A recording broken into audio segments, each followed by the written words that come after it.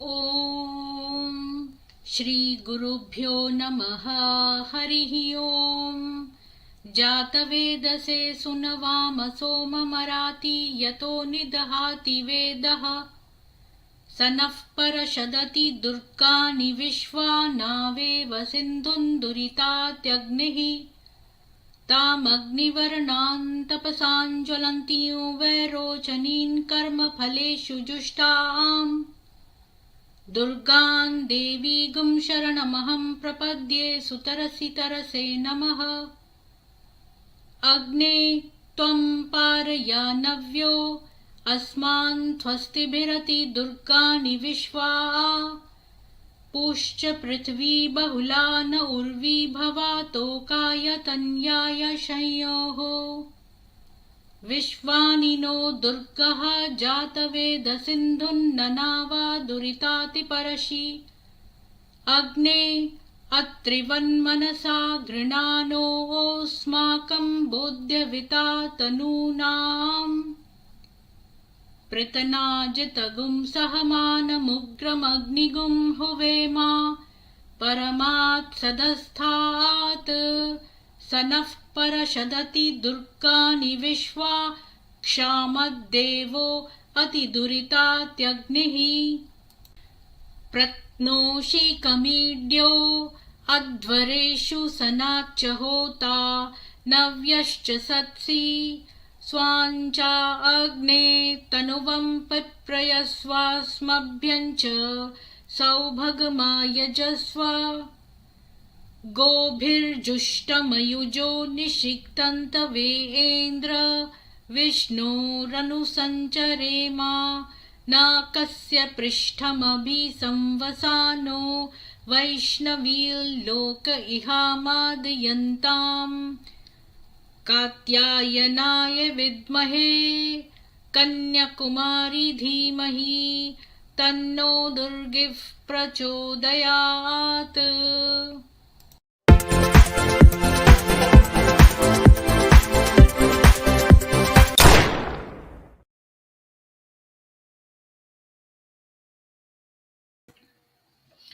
सभी को सुप्रभात और जय मां दुर्गा। आज हम the merchants of Mecca 19 wives of Muhammad में उनकी चौथी बीवी हफ्सा के बारे में जानेंगे, द कस्टोडियन ऑफ कोडेक्स, तो कोडेक्स की संरक्षक। लेकिन उससे पहले मैं आप लोगों के साथ कुछ न्यूज शेयर कर दूं ताकि तब तक और लोग भी जुड़े जाएं।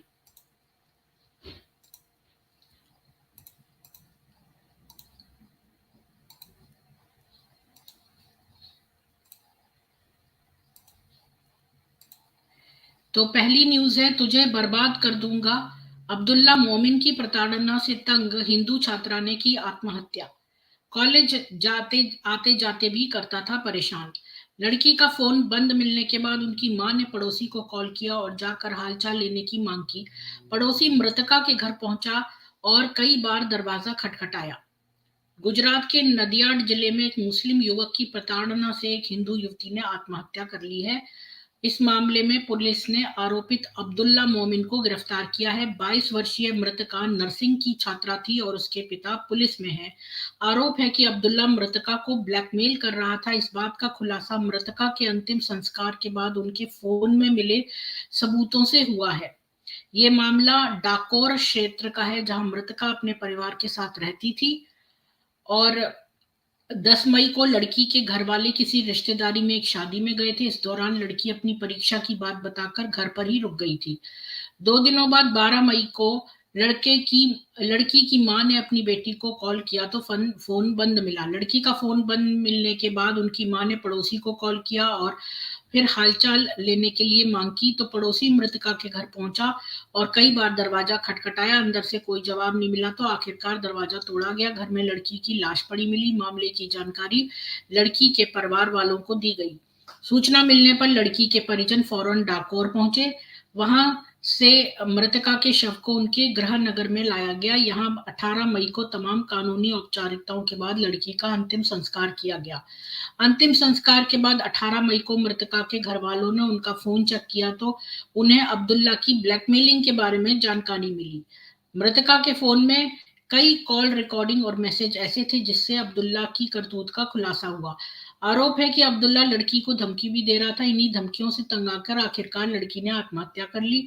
जांच के दौरान पता चला कि लड़की पहले अब्दुल्ला के साथ रिलेशनशिप में थी। थोड़े समय बाद वो अब्दुल्ला से दूरी बनाने लगी थी।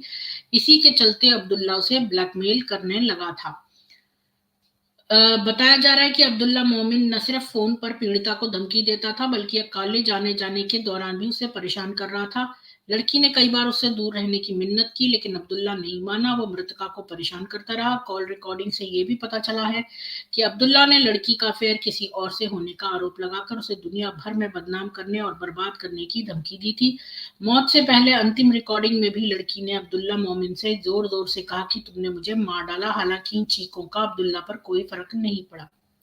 आखिरकार लड़की ने फांसी लगाकर अपनी जान दे गई। मौत के बाद वो सारे सबूत अपने मोबाइल में छोड़कर गई। पुलिस ने अब्दुल्ला मोमिन पर आत्महत्या के लिए उकसाने की धाराओं में केस दर्ज किया है और मामला आगे जांच चल रही है। अगली न्यूज है, पेपुआ न्यू गिनी के प्रधानमंत्री ने चरण स्पर्श करके पीएम मोदी को दिया सम्मान। स्वागत के लिए तोड़ दी अपने देश की ये पुरानी परंपरा।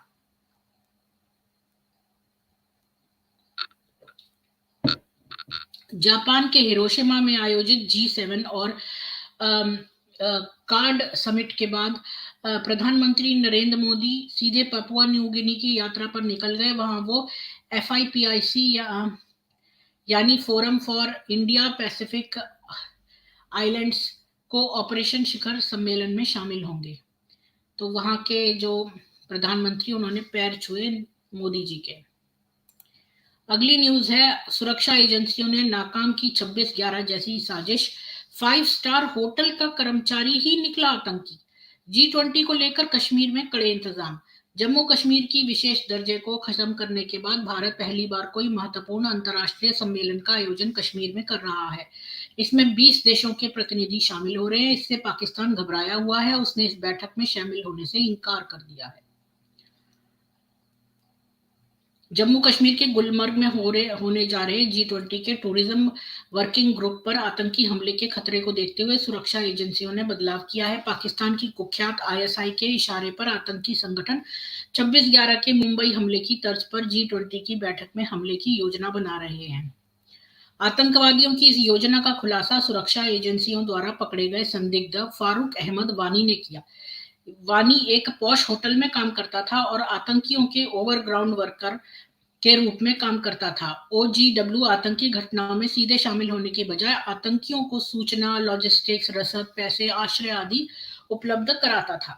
इस खुलासे के बाद G20 आयोजन स्थल के आसपास भी सुरक्षा कड़ी कर दी गई है। इतना ही नहीं, G20 की बैठक को लेकर घाटी अफवाहें फैलाने के लिए संदिग्ध अंतरराष्ट्रीय मोबाइल नंबरों का भी इस्तेमाल किया जा रहा है। इसको लेकर जम्मू कश्मीर पुलिस ने एक सार्वजनिक सलाह जारी की है। तो चलो, फारूक अहमद वानी को गिरफ्तार कर लिया है। 5 स्टार होटल में ये एक लड़का काम करता था और ये लोग जो है ना, आतंकवादियों से को रसद प्राप्त कराना, उनको लॉजिस्टिक्स वगैरह बाकी चीजों में, अकोमोडेशन वगैरह में हेल्प करना, ये सब काम करते हैं। अगली न्यूज है, 19,000 हिंदू देवता है लेकिन एक भी। कॉमेडी के नाम पर जरना गर्ग ने उड़ाया भगवान का मजाक। भारतीय नेटिजन्स ने लगाई क्लास। जरना गर्ग को सुना जा सकता है, मैं और मेरे पति दोनों हाइट में छोटे हैं। हम भगवान से प्रार्थना करते हैं कि हमारा लड़का लंबा हो, लेकिन हिंदुओं में लंबाई देने के कोई देवता है ही नहीं। कॉमेडी के नाम पर हिंदू मान्यताओं का मजाक उड़ाना कोई नई बात नहीं है। अधिकतर स्टैंड अप कॉमेडियन किसी न किसी तरह से हिंदू धर्म का मखौल उड़ाते नजर आ रहे हैं। हाल ही में यह काम कॉमेडियन जरना गर्ग ने किया है। तो आप देख लो, जरना गर्ग जो है, इसका आपको स्टैंड अप कॉमेडी नहीं देखनी है। अगली न्यूज है, भगवान जगन्नाथ की रथ यात्रा से पहले गुजरात ATS ने 3 को दबोचा। पाकिस्तान बांग्लादेश कनेक्शन की हो रही जांच। हिरासत में लिए गए तीनों संदिग्धों से पूछताछ की जा रही है। लेख के लिखे जाने तक उनका नाम या अन्य पहचान सामने नहीं आई है। हालांकि रिपोर्ट से पता चलता है कि उनके पाकिस्तान और बांग्लादेश से संबंध है। एक रिपोर्ट के मुताबिक ये तीनों बांग्लादेशी हैं। इस मामले में उनके करीबियों और आसपास रहने वालों से भी पूछताछ की जा रही है।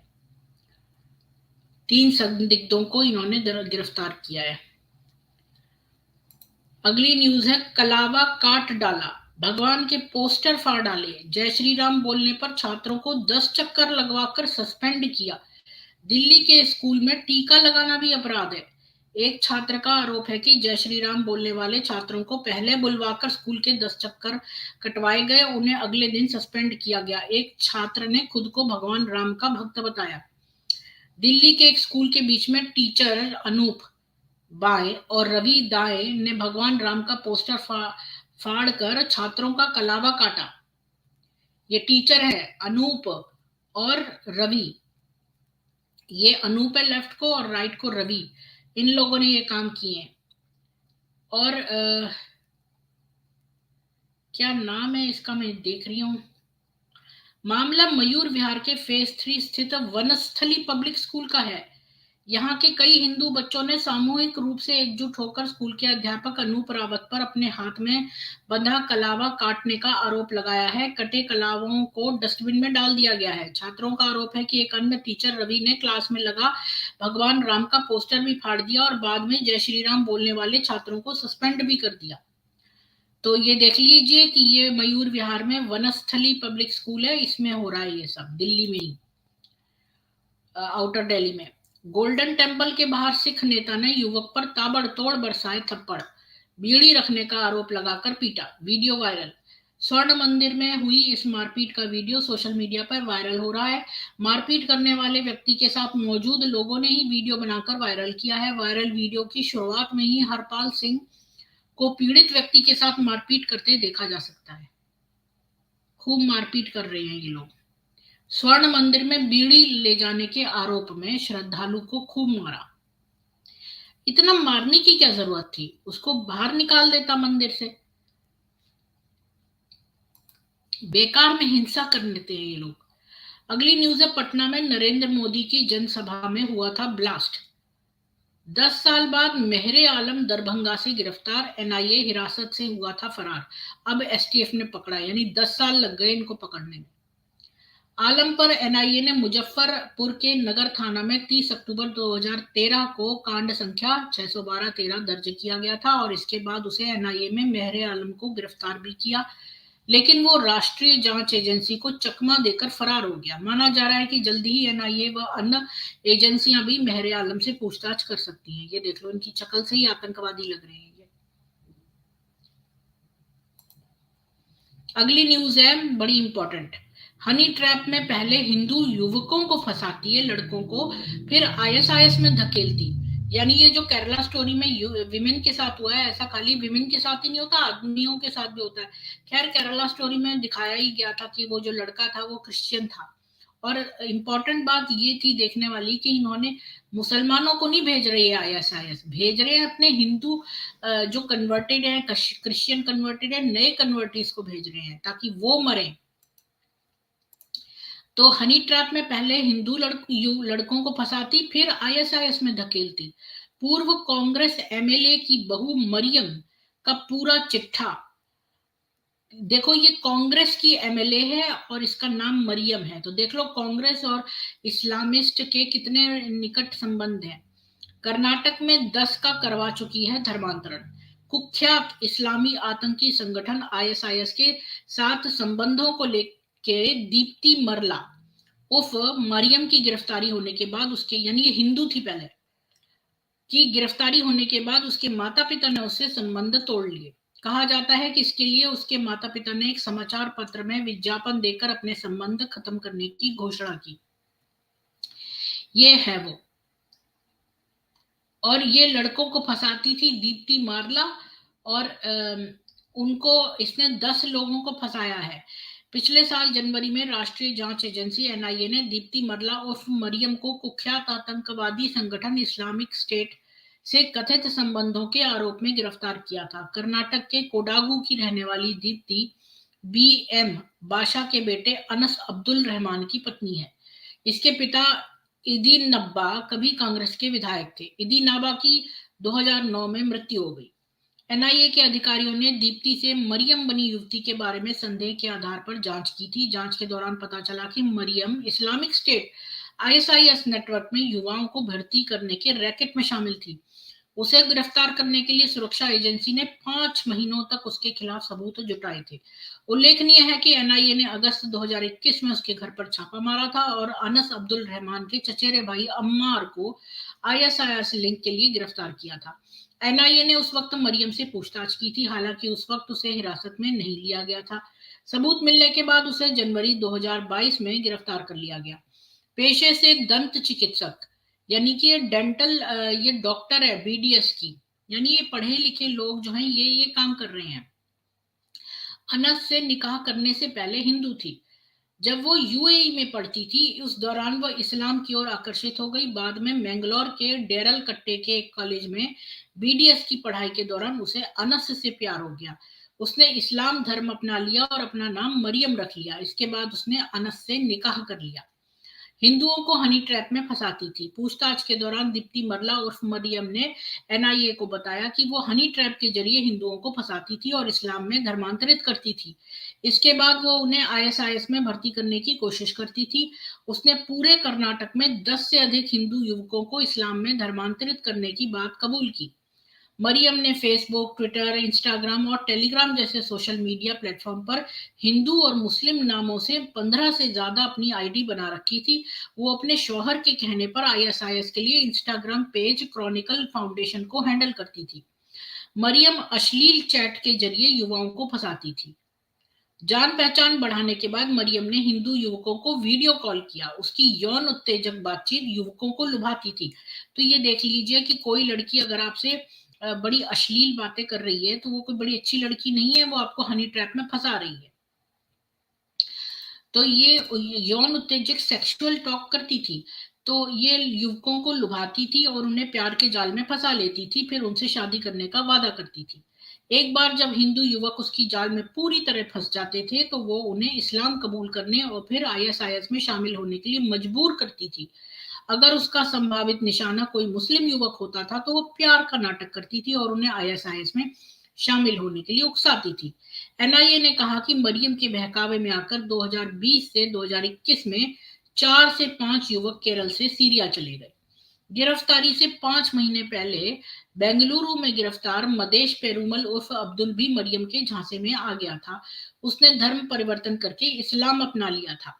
मदेश पेरूमल ने कथित तौर पर आतंकवादी संगठन के संचालकों को देश में बम विस्फोट करने का वादा किया था। एजेंसी ने बताया कि मरियम ने मदेश पेरूमल को लुभाने के लिए 10 लाख रुपए खर्च किए हैं। आईएसआईएस के साथ संबंध होने के अलावा दीप्ति मरला उर्फ मरियम के जम्मू कश्मीर में आतंकवादी संगठनों के साथ संबंध थे।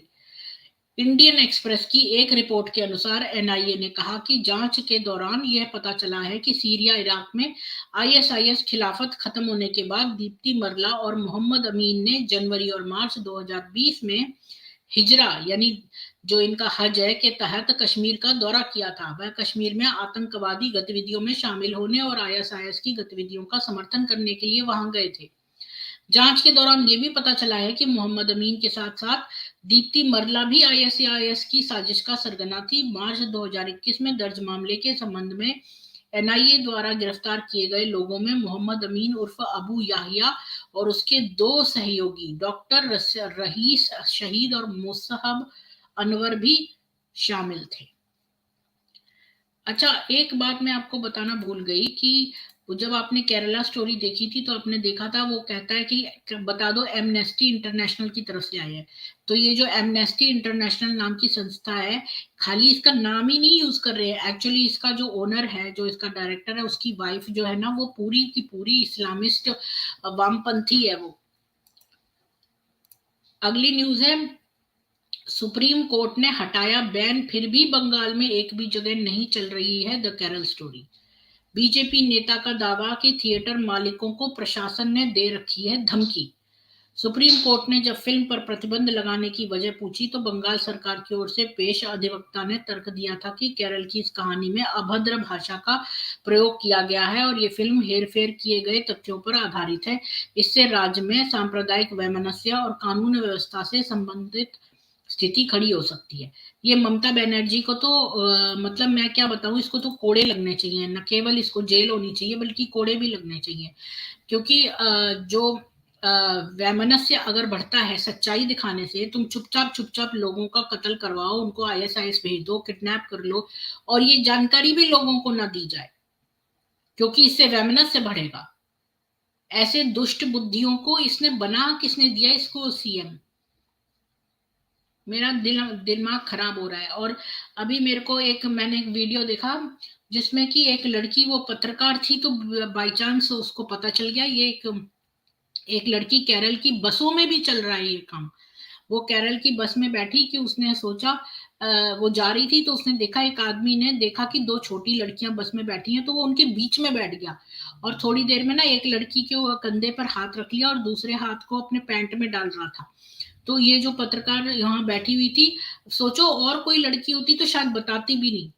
तो उसने जो है उससे पूछा कि एक्सक्यूज मी, आप ये क्या कर रहे हो, अपनी जिप बंद करो। तो उस लड़के ने ना उससे पूछताछ करी, तो वो उसने जल्दी से अपनी जिप बंद कर ली, वो लेकिन वो पूरी खुली रह गई। उसने फिर पूरी तरह से ठीक से बंद नहीं कर पाया और उसने कंडक्टर को बुलवा के और उसकी जांच करवाई, और वो वेट कर रहा था कि कब दरवाजा खुले तो मैं यहाँ से भागूं।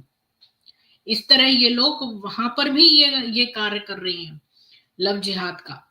ये जो आपने देखा था ना कि मॉल में भेजे थे अपने बंदे, जो लोगों की कपड़े फाड़ रहे थे, वो वाले वही लोग, वही चीज है ये जो केरल की बसेस में हो रही है अभी।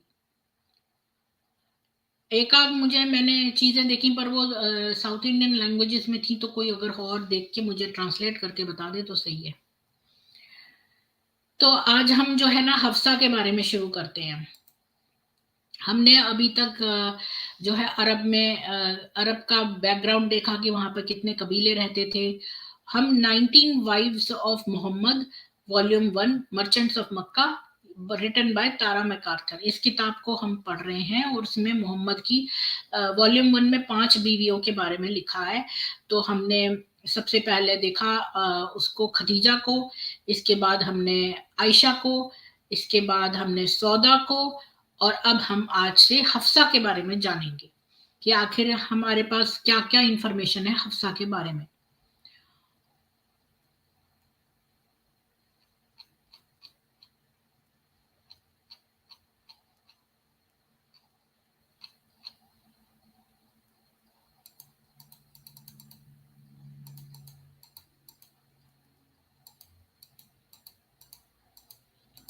मुझे तो बस इतना पता है कि सौदा जो थी वो उमर की बेटी थी।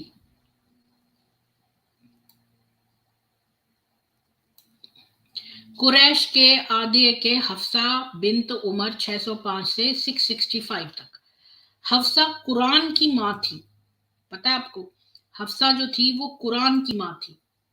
वो मोहम्मद की चौथी पत्नी थी। वो कुरान के इतिहास के साथ घनिष्ठ रूप से जुड़ी हुई है, और ये कैसे आज के रूप में उस रूप में पहुंची ये देखते हैं। तो सबसे पहले हम देखते हैं हफ्सा का बैकग्राउंड।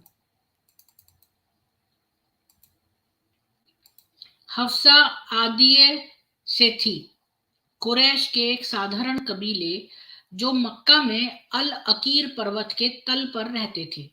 उनकी सामाजिक पृष्ठभूमि आयशा के समान थी, राजनीतिक रूप से कमकुलीन और आर्थिक रूप से समृद्ध। यानी कि सोशल स्टेटस इतना हाई नहीं था, लेकिन पैसे बहुत थे। मनोवैज्ञानिक और आध्यात्मिक रूप से हालांकि हफ्सा के बचपन के अनुभव आयशा से काफी अलग थे। वो साधारण अरब बुत परस्ती में पैदा हुई थी, यानी कि उसके माँ बाप जो थे ना वो पहले बुत परस्त थे, और उसके पारिवारिक जीवन पर उसके पिता का पूरी तरह से प्रभुत्व था। हफ्सा के पिता भविष्य के दूसरे खलीफा उमर इब्न अल खत्ताब थे। जब उमर का एक लड़का था, तो उसके पिता ने उसे ऊंट चराने और लकड़ी इकट्ठा करने के लिए मजबूर किया, जब तक कि वो थक नहीं गया। और फिर जब वो थक गया तो इस उमर ने उसको खूब थप्पड़ मारे। ये उमर सबसे गंदा सहाबा था, ये तो आप सब लोगों को पता ही है कि वो बहुत ही ज्यादा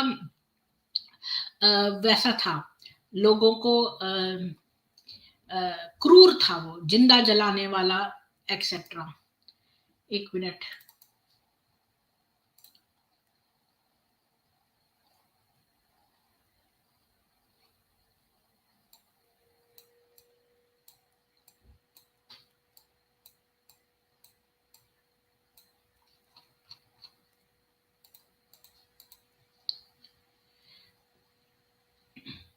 तो आदि ये कबीले की ये थी जनजाति की, जो पहाड़ी की तलहटी में रहते थे। और जो हफ्सा का पिता था, वो बहुत मारा उसने अपने बेटे को, जो कि ऊंट चराने गया था। क्योंकि वो थक गया तो वो बैठ गया, तो उमर ने उसको खूब मारा। उमर ने अपने पिता के बारे में बताया कि वो एक बहुत ही बिना प्यार का, बहुत ही रफ काइंड का आदमी था। और यही बात उमर की भी थी। तो जैसे मैंने कहा है ना, जो अब खुद अब्यूजर होता है वो दूसरे को भी अब्यूज करता है। तो उमर का पिता भी वैसे ही था और उमर भी वैसे ही था। तो अ, बहुत वो ना बुली था, उसको कह सकते हैं। अगर अगर उमर के लिए एक शब्द कहा जाए तो वो होगा बुली। और वो एक बहुत बड़ा आदमी था। बड़ा आदमी मतलब कि वो, जैसे सौदा के लिए कहते हैं ना लंबे चौड़े आकार की थी, ऐसी उमर भी बहुत ही लंबे चौड़े आकार का था। और एक चैंपियन रेसलर भी था, जो अपने साथ एक कोड़ा रखता था। जब भी वो जहां जाता था तो या तो कोड़ा इस्तेमाल करता था या अपना घूंसा, जिससे भी वो नाखुश होता था। उमर के पास अपना दिमाग भी था, और उसके पास अपना ताकत भी थी। वो एक प्रभावशाली वक्ता था, जो अक्सर बाहरी लोगों के सामने कुरैश का प्रतिनिधित्व करता था, जो उनके सम्मान के खिलाफ या उनकी महिमा का विरोध करते थे। युद्ध का खतरा होने पर कुरैश उसे अपने दूत के रूप में अन्य जनजातियों के पास भेज देता था, और वो मक्का में स्थानीय विवादों को भी हल करता था। वो मक्का के 17 पुरुषों में से एक था, जो जानता था कि कैसे लिखा जाए। यानी कि ये उमर को लिखना आता था। अब आपको बहुत बड़ा आइडिया हो गया उमर का, कि उसका फादर भी अब्यूसिव था। उमर एक लंबा चौड़ा आदमी था। वो क्रूर किस्म का था, बड़ा रफ काइंड का। उसके अंदर कोई ममता मोह नहीं थी, और अपने बेटे को उसने इतना मारा था। अपने साथ एक चाबुक रखता था, और घूंसे और चाबुक इस्तेमाल करता था जब भी उससे कोई भी ऐसी वैसी बात करे। और जब वो वहां पर बुत परस्त थे ना लोग, तो वो लोग उसको कुरैश कबीला उसको विवाद हल करने, ये सब करने भेजते थे। और वहां पर मैंने आपको बहुत पहले अपने फर्स्ट एपिसोड में बताया था कि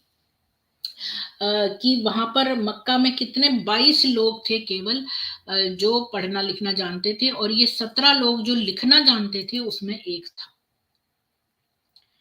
और उसे मोहम्मद के साथियों में से सबसे विद्वानों में से एक बना दिया था। यद्यपि उमर मक्का में सबसे धनी व्यक्तियों में से एक था, वो हर वक्त उसमें रहता था।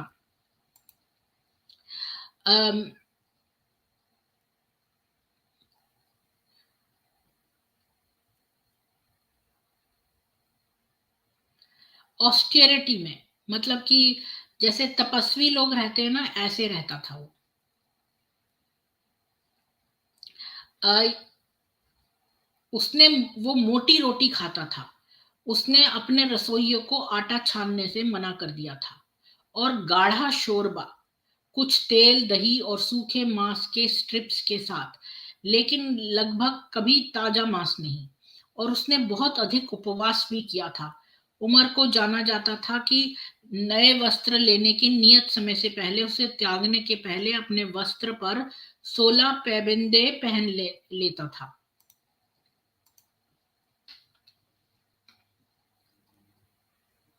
यानी कि जब उसके कपड़े फट जाते थे तो उस पर पैबंद लगा देते हैं ना लोग, जैसे स्टिकर सा, ताकि वो कपड़े जोड़ने के लिए। तो ऐसे जब तक 16 उसके छेद होकर उसमें पैबंद न लग जाए, तब तक वो पुराना कपड़ा त्यागता नहीं था। तो जब वो यात्रा पर जाता था तो वो अपने ऊंटों की देखभाल करता था, और छाया के लिए, और चमड़े की चादर लेता था।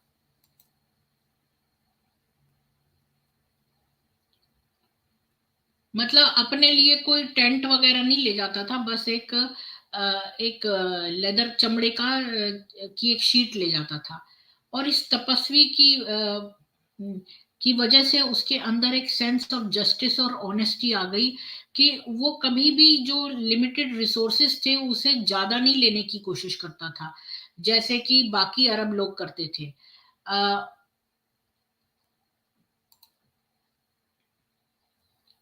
अपने प्रोटेगस की एक स्टिंग को बनाए रखता था, लैला द हीलर। तो लैला जो एक उसका रिश्तेदार था, लैला जो कि लोगों को हील करता था, मतलब उनको क्योर करता था। अपुअर रिलेशन जो उसके इतना बहुत ज्यादा रिश्तेदारी नहीं थी, who was loosely attached to his household, मतलब कि वो दूर का था। वो ये बात बताता है कि जब उमर बातचीत करता था तो वो इतनी जोर से करता था, और जब वो चलता था तो वो बहुत तेज चलता था, और जब वो मारता था तो दर्द देने के लिए मारता था। तो इस तरह का था उमर। अब देखते हैं हफ्सा का बचपन 605 सी से 619 तक। हफ्सा का जन्म 30 जनवरी 605 और 19 जनवरी 606 के बीच में हुआ था। ये वो वर्ष था जब उमर के चाचा जायद एकेश्वरवादी के रहस्यमय तरीके से हत्या कर दी गई थी। उमर का जो चाचा एक और था ना, जो जायद एकेश्वरवाद था, जो कि पहला व्यक्ति था जिसने कहा था कि अल्लाह एक है। ये मोहम्मद ने नहीं कहा था, ये जायद एकेश्वरवादी ने कहा था। जायद द मोनोथेस्ट कहते थे उसको, वो उमर का चाचा था। ये जायद वो जायद नहीं था शायद। तो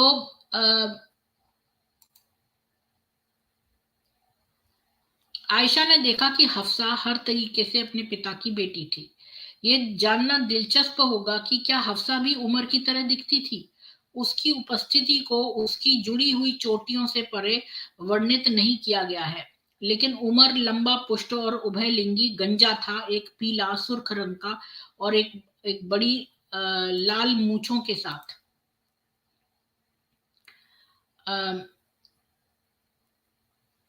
लेकिन हालांकि इससे पहले हम आत्मविश्वास, मतलब हम बड़े कॉन्फिडेंटली कह सकते हैं कि हफ्सा या तो लंबी थी या फिर वो निष्पक्ष थी। हमें उसकी मां के बारे में अधिक जानने की आवश्यकता होगी, जिसका परिवार उमर की तुलना में गहरे रंग का था। यानी उमर जो था वो उसकी वाइफ के मुकाबले जो है वो ज्यादा गोरा था, और उमर लंबा भी था, और वो जस्टिस और न्याय वगैरह भी करता था। हफ्सा की माँ जो थी वो जैनब बिन्त माजून थी। उनका कबीला जुमा, वो कुरैश की ही एक और साधारण शाखा थी। जैनब के बारे में बहुत कम जानकारी है। वो बाकी सभी के साथ, घर वालों के साथ उम्मीद की जाती है कि वो जैसे भी मतलब वो चुप रहती के, मतलब उसको कोई बोलता था चुप रहो तो वो वैसे ही करती थी। उमर ने मतलब वो बड़ी सबमिसिव टाइप की थी। उमर ने कबूल किया कि हम अज्ञानता के जाहिलियत के दिनों में महिलाओं को महत्वहीन मानते थे। कुरैश पुरुषों का अपनी पत्नियों पर ऊपरी हाथ था। कि जैसे आपको पता होगा कि खदीजा ऐसे कबीले से आती थी जहां पर महिलाएं अपना हस्बैंड खुद चूज करती थी।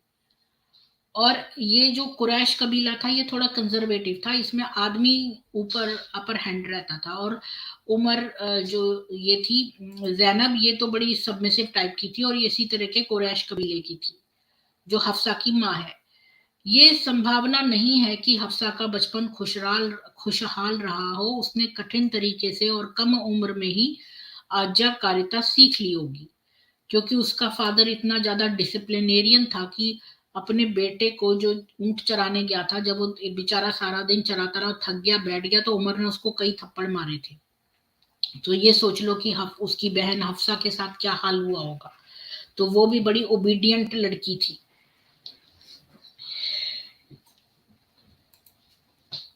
तो उसकी भौतिक स्थिति न्यूनतम थी। प्रत्येक परिवार के सदस्य के पास गर्मियों के लिए एक कपड़ा और सर्दियों के लिए दूसरा कपड़ा होता था। मतलब ज्यादा रिसोर्सेज नहीं थे उमर के पास, और वो खुद भी बड़े तपस्वी स्टाइल में रहता था। तो हफ्सा को कपास पहनने की अनुमति नहीं थी, चाहे वो कितनी भी अपारदर्शी क्यों ना हो। मतलब कपास नहीं पहन सकती, क्योंकि चाहे वो मोटी कपास ही क्यों ना हो, कि मतलब उमर जो था वो बहुत ज्यादा कंजर्वेटिव था। आपको याद हो कि उमर ही चाहता था कि ये सारे लोग नकाब में रहें, राइट। तो उमर ने अपने परिवार मतलब कि चाहे वो कितनी भी अपारदर्शी क्यों ना हो, क्योंकि उससे उसकी आकृति का आकार प्रकट हो सकता था, इसलिए वो कॉटन के कपड़े नहीं पहनने देता था। उमर ने अपने परिवार को रुमाल भी नहीं दिया, क्योंकि उसने कहा कि वे अपने हाथों को अपनी चप्पलों पर पहुंच सकते हैं। और उसने बालों का तेल नहीं खरीदा, क्योंकि वो हमेशा स्पष्ट मक्खन का उपयोग कर सकते थे। यानी कि ये उमर जो था बड़ा कंजूस टाइप का आदमी था, और बड़ा रूखा और सख्त था, और बहुत फ्रूगल तरीके से रहता था। इस गंभीर तस्वीर में एक महत्वपूर्ण शमन है। हफ्सा साक्षर थी, यानी हफ्सा लिखना पढ़ना जानती थी। वो अपनी रिश्तेदार लैला के प्रभाव में आ गई, जिसका उपनाम द हीलर इंगित करता है कि वो लोक चिकित्सा का अभ्यास करती थी, जबकि लैला को एक महिला चिकित्सक के प्रगतिशील उदाहरण के रूप में उद्धृत करना काफी गलत होगा। 7वीं शताब्दी का अरब नहीं कुछ भी अध्ययन किया था, दूर से आधुनिक चिकित्सा से मिलता जुलता था। वो मक्का के मानकों से स्पष्ट रूप से जानकार थी। वह शहर की एकमात्र महिला भी थी जो लिखना जानती थी, और उसने हफ्सा को अपने कौशल सिखाकर महिला साक्षरता के स्तर को दुगना कर दिया था।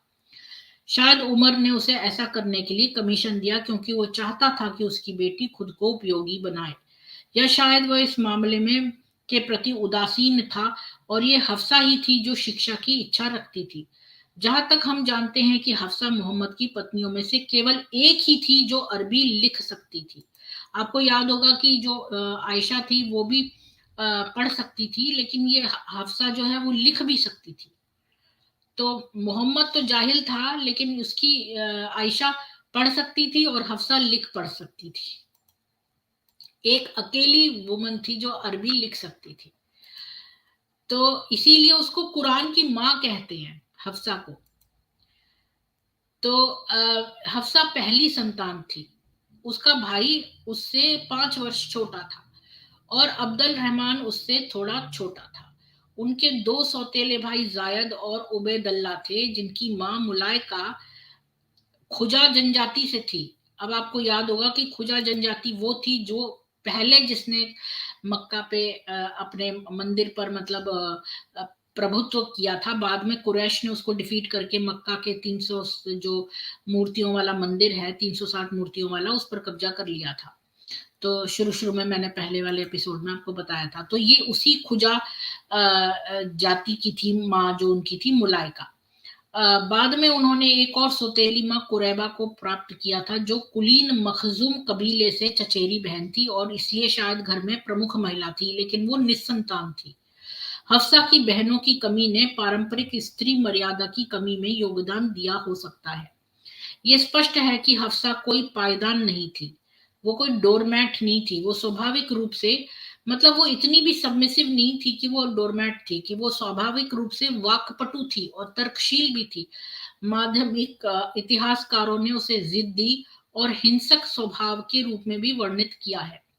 यह अनुचित है, क्योंकि उसका उनका आकलन पूरी तरह से कुछ ज्ञात अवसरों पर आधारित है, जब वो अपने पिता के साथ भिड़ गई थी, और जबकि यह निश्चित है कि उमर एक अति नियंत्रित मतलब बहुत कंट्रोलिंग पिता था। ये निश्चित नहीं है कि हफ्सा एक नियंत्रण से बाहर की बेटी थी, बल्कि वो उन कुछ लोगों में से एक थी जो कभी कभी उनके साथ खड़े होते थे।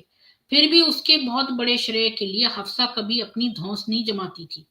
ऐसी कोई जात अफसर नहीं है जिस पर उसने जानबूझकर किसी ऐसे व्यक्ति को नुकसान पहुंचाया हो जो उसके लिए खतरा नहीं था।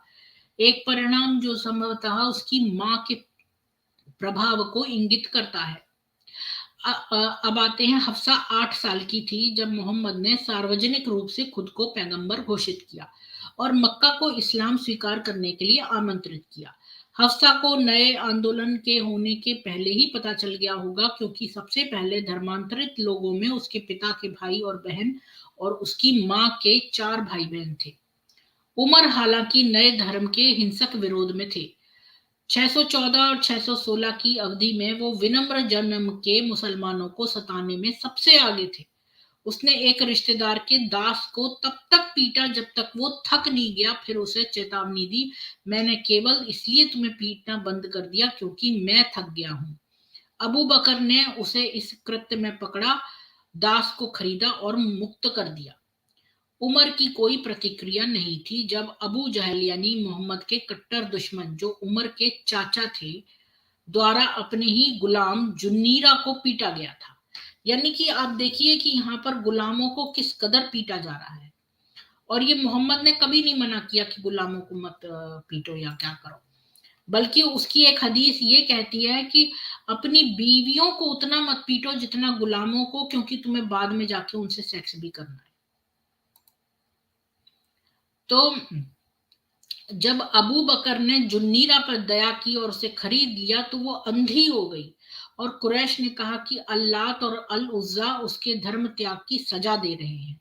जुनीरा ने प्रतिवाद किया, ये झूठ है, अल्लात और अल उज्जा न तो नुकसान पहुंचा सकते हैं और न ही ठीक कर सकते हैं।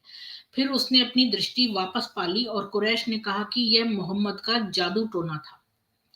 अगस्त 616 में जब हफ्सा 11 साल की थी, उमर मोहम्मद की हत्या करने के लिए तलवार से निकल पड़ा।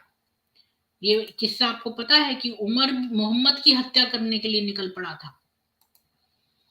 जब वो हत्या करने के रास्ते में था, उसने अपनी मुस्लिम बहन को दंडित करने के लिए एक चक्कर लगाया। उसने उसे इतनी जोर से मारा कि उसका चेहरा लहूलुहान हो गया, जिससे बाद में वो पछतावे में भर गया। उसने उसे कुरान की कुछ पंक्तियां पढ़ने के लिए दी और उमर ने घोषणा की, मुझे मोहम्मद के पास ले चलो ताकि मैं इस्लाम स्वीकार कर सकूं। उमर ने काबा की सीढ़ियों पर अपने धर्म परिवर्तन की घोषणा की, मजहब परिवर्तन की। कुरैश उस पर हमला करने के लिए उठे और उमर ने उन्हें घंटों तक पीटा, जबकि भीड़ कार्रवाई के आसपास बढ़ गई। कितने दिनों के भीतर मुसलमान खुले तौर पर इस्लाम का प्रचार कर रहे थे। यानी कि ये लोग मक्का में खुले तरह से लोगों को कन्वर्ट कर रहे थे। वे काबा के चारों ओर एक घेरे में बैठ गए और निडर होकर उसके चारों ओर चले गए। जब भी उमर ने किसी मुसलमान को पिटते या पीटते हुए देखा तो वो लड़ाई में शामिल हो गया, और जब तक इस्लाम कमजोर था तब तक उसने पीटना बंद नहीं किया। अपने स्वयं के प्रवेश पर मुसलमानों ने अपने पिछले कष्टों में से कुछ के लिए उत्सुकता से बदला लिया। ये नाटक केवल कुछ ही दिनों तक चले, क्योंकि वे कुरैश के लिए हाशिम कबीले के खिलाफ अपने बहिष्कार की घोषणा करने के लिए तत्काल ट्रिगर था। 1 महीने से भी कम समय के बाद मोहम्मद और उनका परिवार पहाड़ की घाटी में गायब हो गए। इसलिए हफ्सा का मुस्लिम समुदाय से ज्यादा संपर्क नहीं था। इसका आधा एबिसीनिया में था, दूसरा आधा मक्का में अदृश्य था।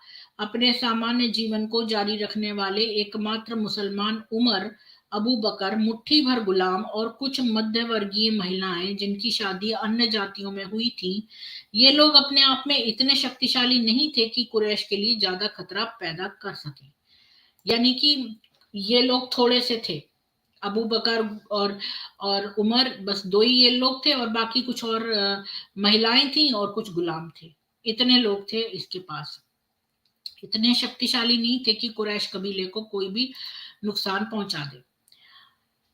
तो चूंकि उमर हाशमाइट नहीं थे, इसलिए बहिष्कार उनके खिलाफ निर्देशित नहीं किया गया था। यद्यपि उनका व्यवसाय निस्संदेह मक्का वासियों के मुस्लिम उत्पादों से परहेज करने के अनौपचारिक रवैये से पीड़ित था, वह इसे चलाने में सक्षम रहा होगा क्योंकि वो धनी बना रहा। यानी कि आपको याद होगा कि जैसे लोगों ने खदीजा का व्यापार का बहिष्कार कर दिया था, लेकिन उमर के अमीरी में कोई फर्क नहीं आया क्योंकि वो हाशमाइट नहीं था, तो उसके खिलाफ कोई बहिष्कार नहीं हुआ, वो अमीर का अमीर ही रहा। ये जात नहीं है कि उसने अपने धन का उपयोग हाशिम की मदद के लिए किया था या नहीं। घर पर हफ्सा की मां ने भी इस्लाम कबूल कर लिया, लेकिन उनकी 2 सौतेली माएं मूर्ति पूजक रहीं। उमर ने जबरदस्ती करने की कोशिश नहीं की उन्हें परिवर्तन करने के लिए। वे सभी अगले 12 वर्षों तक एक साथ रहे। वास्तव में उमर अपनी महिलाओं के साथ अलग व्यवहार करने के लिए बहुत अनिच्छुक थे, क्योंकि अल्लाह ने उनके अधिकारों का उल्लेख किया था। उन्होंने नए कानून के पत्र का पालन किया और उन्हें उनके अधिकार दिए, लेकिन फिर भी उन्होंने उन्हें अपने मामलों में हस्तक्षेप करने की अनुमति नहीं दी। उमर की अपनी पत्नियों की मान्यताओं के प्रति उदासीनता को देखते हुए हमें ये मानने से सावधान रहना चाहिए कि हफ्सा और उसके भाइयों को मुसलमान बनने के लिए मजबूर किया गया था। हालांकि उन सभी ने किया, फिर भी ये डिफॉल्ट विकल्प किस प्रकार का विकल्प था, यानी कि हफ्सा को जबरदस्ती जो है उसका रिलीजन में कन्वर्जन किया गया था। ये जानना दिलचस्प होगा कि क्या हफ्सा की मां ने कम से कम प्रतिरोध का रास्ता अपनाया था और उमर के साथ सहमति व्यक्त की थी, या क्या वह ईमानदारी से मोहम्मद को पैगंबर मानती थी। ये संभव है कि अपने भाइयों के प्रभाव में वह अपने पति के सामने पहले से ही गुप्त विश्वासी रही हो। इसलिए हम ये निश्चित नहीं कर सकते कि हफ्सा ने विश्वास में अपने पिता का अनुसरण किया। उसके रिश्तेदार थे जिन्होंने उमर के धर्म परिवर्तन से पहले उसे इस्लाम में प्रभावित किया होगा। हफ्सा के दृष्टिकोण से एक ठोस परिवर्तन ये था कि अबू बकर और उमर घनिष्ठ मित्र बन गए थे। अबू बकर ने माना कि उमर कारण के लिए एक आश्चर्यजनक संपत्ति थी और यह उन दोनों पर निर्भर था कि वे मक्का में इस्लाम को जीवित रखें। उन्होंने घोषणा की कि पृथ्वी पर कोई भी व्यक्ति मुझे उमर से अधिक प्रिय नहीं है, और बाद के समकालीनों ने स्वीकार किया कि अबू बकर और उमर इस्लाम के पिता और माता थे। यानी अबू बकर और उमर में काफी फ्रेंडशिप हो गई थी।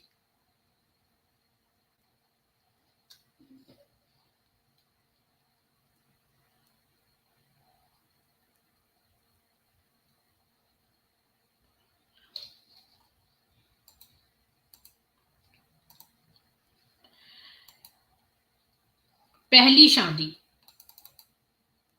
सी 619 से 624 तक। हफ्सा के जीवन में वास्तविक परिवर्तन तब आया जब वो 14 वर्ष की थी और बहिष्कार समाप्त हो गया। मोहम्मद शहर लौट आए और तुरंत उमर को अपने घेरे में ले आए। हफ्सा अब तक ऐसे घर में रहती थी जो इस्लाम का केंद्र था। मोहम्मद अक्सर शब्दों में एक अंतिम निर्णय का घोषणा करते थे, अबू बकर, उमर और मैं। प्रत्येक त्रिमूर्ति अच्छी तरह से जानता था कि उसे अन्य दो की आवश्यकता थी यदि उसका अपना करियर और उसका अपना चेहरा जीवित रहना था, और उनका करियर और उनका चेहरा बेशक इस्लाम था। इसके बाद मैं आपसे कुछ शेयर करना चाहती हूँ।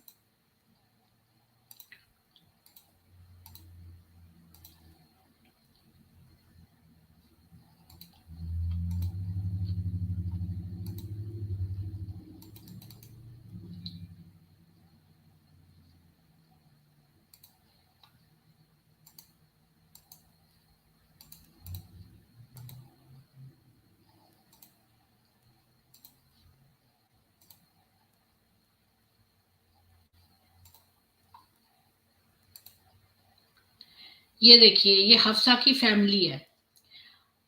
नुफैल इब्न अब्दुल उज़्ज़ा, ये अदीय कबीले से, उसका बेटा अमरू और अल खत्ताब।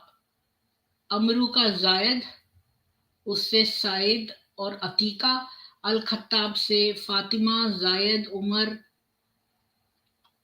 और हबीब इब्न वाहब से मजून और मामर, और इससे जैनब, उथमन, कदामा, अब्दुल्ला, अल हरीत, कुतैला और अल हरीत। इनके नाम कितने कंफ्यूजिंग है, सेम सेम नाम ये लोग रख लेते हैं। खैर, ये उमर जो है ना, अल खत्ताब के दो बेटे हैं, जायद, उमर, और एक लड़की फातिमा, और उमर से उसके ये बच्चे हैं, उबैदुल्लाह, जायद। ये दोनों तो अडॉप्टेड थे, सौतेली माताओं के हैं, दूसरी माता के साथ।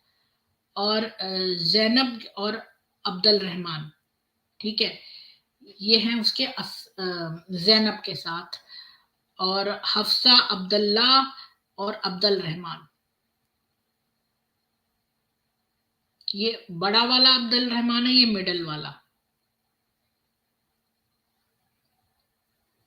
और अब्दुल्ला का फिर से ये बच्चे हैं। तो ये है इसका हफ्सा की फैमिली का फैमिली ट्री।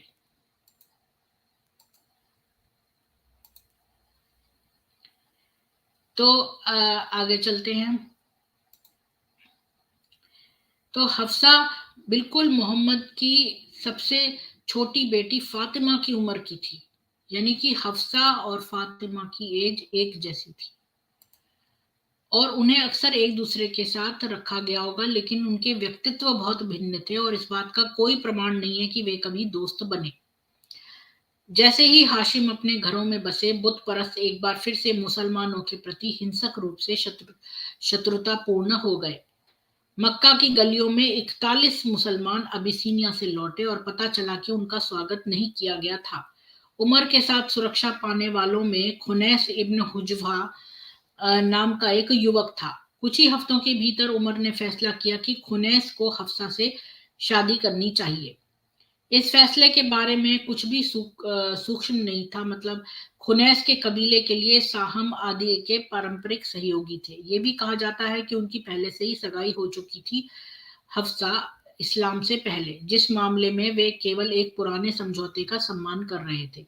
यानी खुनैस कबीले की खुनैस से जो है उसकी सगाई हो चुकी थी हफ्सा की, जब ये लोग जब इन लोगों ने कन्वर्जन नहीं किया था इस्लाम में, तब की बात है ये। तो अब ये खाली उसको जो है वो अपने पुराने जो डील करी थी उसका सम्मान करना चाहते थे। खुनैस की उन अनुपस्थिति के वर्षों में हफ्सा के लिए आत्महत्या करने वालों की कोई बड़ी कतार नहीं थी, क्योंकि कोई मूर्ति पूजक किसी मुस्लिम से शादी नहीं करना चाहता था। तो उसके लिए कोई लाइन नहीं लगी थी लोगों के शादी करने के लिए। और उमर इतना कंजूस था कि कुछ लोगों को एहसास हुआ कि वो अभी भी धनी है।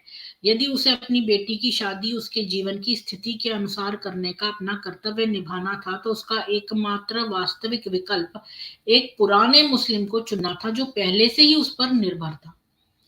क्योंकि अब इन लोगों को कोई मिल तो रहे नहीं थे, क्योंकि ये लोग मुसलमान हो गए थे और कोई भी कुरैश के कबीले के लोग अपने बेटों की शादी मुसलमान लड़कियों से नहीं करना चाहते थे।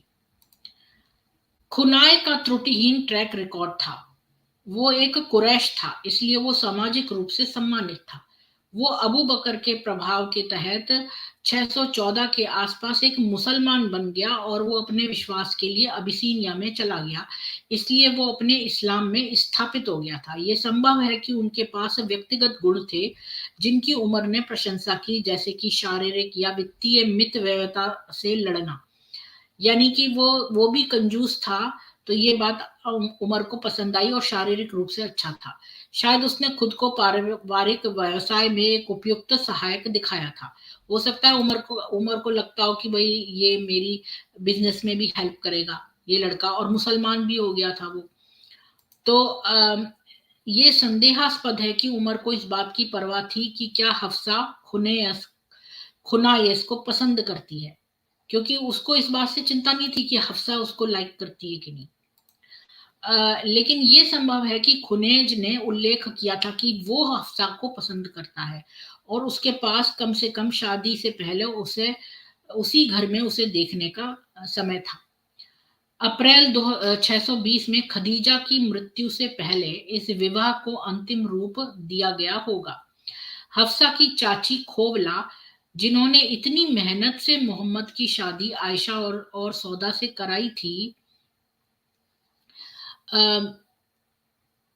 के आसपास अब पैगंबर की सिफारिश करने के लिए योग्य मुस्लिम महिलाओं का एक बहुत छोटा पूल था। देखा, मुझे यही पता था, मैं निकल आई ना यही बात कि इनके पास थे ही नहीं लोग, और इसीलिए जो है ये शादी करना चाहता था आयशा से। ये मेरा बिल्कुल सही निकला, कल ही मैं इस बात का अनुमान लगा रही थी और यहाँ पर निकल आई कि इनके पास छोटा सा पूल था, थी नहीं कोई लड़कियां। तो इसलिए वो जब सौदा का रिश्ता लाई, तो इसने सोचा कि अब तो ये सौदा का निकल आया, अब तो उसे सौदा से करनी पड़ेगी, तो उसने झट से कह दिया दोनों से कर लूंगा, यानी आयशा से भी कर लूंगा और सौदा से भी। इसलिए करिए उसने सौदा से, मजबूरी में।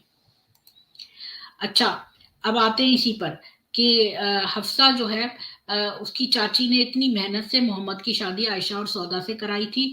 पैगंबर की सिफारिश करने के लिए योग्य मुस्लिम महिलाओं का एक बहुत छोटा पूल था। चूंकि उसकी शॉर्ट लिस्ट में उसके पति की अपनी भतीजी हफ्सा शामिल नहीं थी, ये केवल इसलिए हो सकता है क्योंकि हफ्सा अब अकेली नहीं थी। तो मतलब वो जो चाची थी वो आयशा और सौदा का रिश्ता लाई, लेकिन वो हफ्सा का नहीं लाई थी, क्योंकि हफ्सा का ऑलरेडी जो है वो हो चुका था।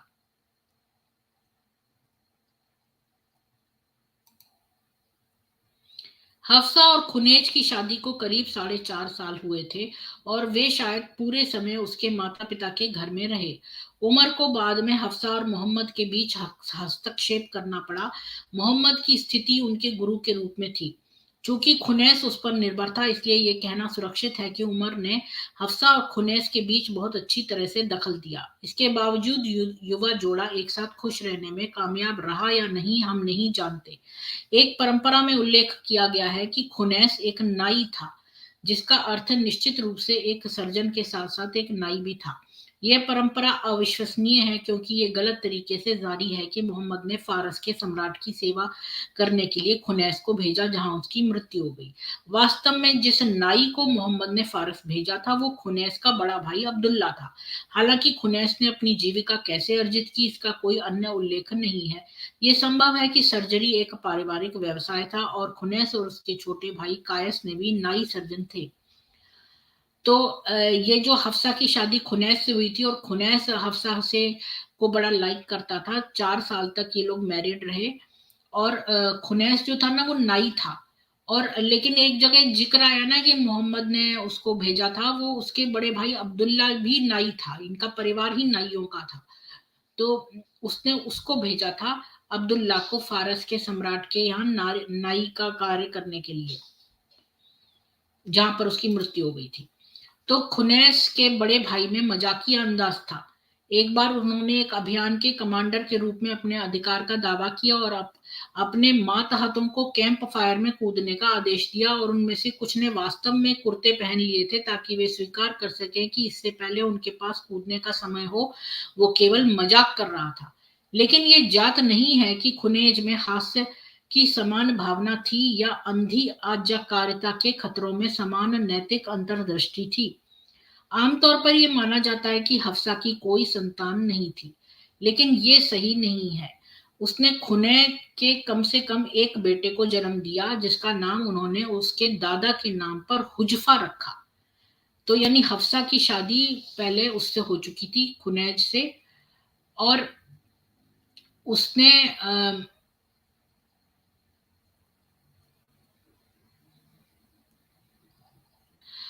उसने जो है वो एक बेटे को जन्म दिया था, हुजफा। चूंकि इस बच्चे के बारे में और कुछ पता नहीं है, ये संभव है कि वो शैशवावस्था में ही मर गया। अगर हफ्सा का एक या दो गर्भपात भी होता या एक और बच्चा मर जाता तो इतिहासकारों के लिए ये कोई दिलचस्पी नहीं होती। मक्का के आसपास मुसलमानों का कुछ उत्पीड़न था, लेकिन ये उतना गंभीर नहीं था जितना कि बहिष्कार के पहले के दिनों में था।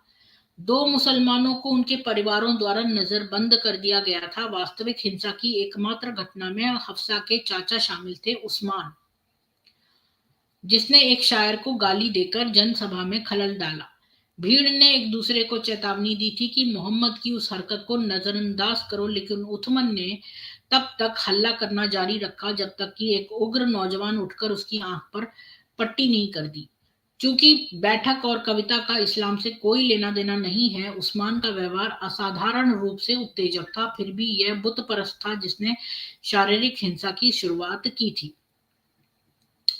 तो ये थोड़ी सी हिंसा हुई थी जब शायर को गाली दे दी गई थी और वहां पर एक लड़ाई हो गई थी। ये थोड़ी सी हिंसा हुई थी। कौन सी टीम को जीत मिली है, बीके पांडे जी?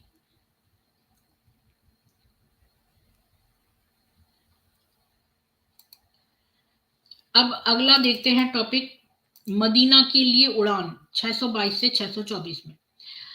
622 की गर्मियों में जब हफ्सा 17 वर्ष की थी, वह और खुनैस उमर के परिवार के मदीना में सामान्य प्रवासन में शामिल हो गए। सबसे पहले वह कुबा के उपनगर में, जहां मोहम्मद रह रहे थे, एक नए धर्मांतरित परिवार के साथ रुके थे। यह जात नहीं है क्या उनके पास कभी अपना घर था, या क्या वे उमर के साथ बस गए थे जब उन्होंने अपना घर बनाया था। हालांकि ये संभावना नहीं है कि हफ्सा के पास अपने पिता से बहुत अधिक धन था। मदीना में उनके व्यक्तिगत कार्यों के बारे में बहुत कम जानकारी है। वह और खुनैस उमर के आसपास इकट्ठी हुई भीड़ का हिस्सा थे। मोहम्मद के आने के तुरंत बाद उन्होंने मुसलमानों के जोड़े के बीच भाईचारे के समझौते किए। प्रत्येक अपने परिवार के प्रति अपने कर्तव्य से परे भी दूसरों के हितों की देखभाल करेगा। अपने कबीले की मूर्तियों को तोड़ने में सक्रिय रहे, लेकिन उन्हें कभी भी एक दूसरे के लिए बहुत कुछ करने के लिए नहीं बुलाया गया। उमर खुनैस के असली रक्षक थे। खुनैज ने संभवतः नई मस्जिद के निर्माण में सहायता की, क्योंकि वो अप्रवासियों और कॉमरेडों दोनों द्वारा साझा किया गया एक संयुक्त प्रयास था। उन्होंने और हफ्सा ने मदीना के ठंडे मौसम और खारे पानी पर ध्यान दिया होगा। शायद वे बुखार का शिकार हो गए। हालांकि ये रिपोर्ट की सभी अप्रवासी गंभीर रूप से पीड़ित हो गए हैं निस्संदेह एक अतिशयोक्ति है। ये उस्मान इब्न अफ़्फ़ान, जो मैंने अभी जिक्र किया था ना उस्मान का, वो इब्न इफ़्फ़ान नहीं है जो बाद में खलीफा बने, बल्कि हफ्सा की माँ के भाई उथमन इब्न मजून है, जिसकी अभी पहले मैंने थोड़ी देर पहले बात की थी। एनीवेज, खुनैस को कभी भी एक सैन्य नेता के रूप में नामित नहीं किया गया था, लेकिन शायद उन्हें अप्रैल या मई 623 में रबीग घाटी में बड़े छापे में शामिल किया गया था। हालांकि जब मुसलमानों ने देखा कि कुरैश ने उन्हें कितना भारी बना दिया है, और उन्होंने लड़ाई न करने का फैसला किया। दिसंबर में जुल उशैरा में एक और भी बड़ा आक्रमण, लेकिन मुसलमानों ने कुरैश कारवां को पूरी तरह से याद किया और एक ऊंट भी नहीं देखा। इसके बजाय उन्होंने दो रेगिस्तानी जनजातियों के साथ गठबंधन की संधि की। मार्च 624 के छापे में खुनैस को निश्चित रूप से शामिल किया गया था। जब वही कारवां सीरिया से लौटा और मोहम्मद ने लड़ाई में शामिल होने के लिए सभी सक्षम पुरुषों को बुलाया। कुछ मुसलमान उत्सुकता से चले गए, जबकि अन्य अनिच्छुक थे, क्योंकि उन्होंने नहीं सोचा था कि प्रेरित युद्ध में जाएगा। लेकिन खुनैस इतना महत्वपूर्ण नहीं था कि उसके रवैये पर ध्यान दिया जाए। मुस्लिम सेना आखिरकार बद्र में मक्का वासियों से भिड़ गई। बदर की लड़ाई की पूर्व संध्या पर जब मोहम्मद रणनीति पर चर्चा कर रहे थे, तो उन्होंने उमर को अबू हफ्स कहकर संबोधित किया। किसी ने भी उमर को पहले कभी ये उपाधि नहीं दी थी। 4 बेटों वाले एक व्यक्ति को आमतौर पर अपनी बेटी के पिता के रूप में संबोधित नहीं किया जाता। उसने संकेत दिया कि मोहम्मद ने विशेष रूप से हफ्सा पर ध्यान दिया था, और वो अपने पति की सुनवाई में यह स्वीकार करने को तैयार थी।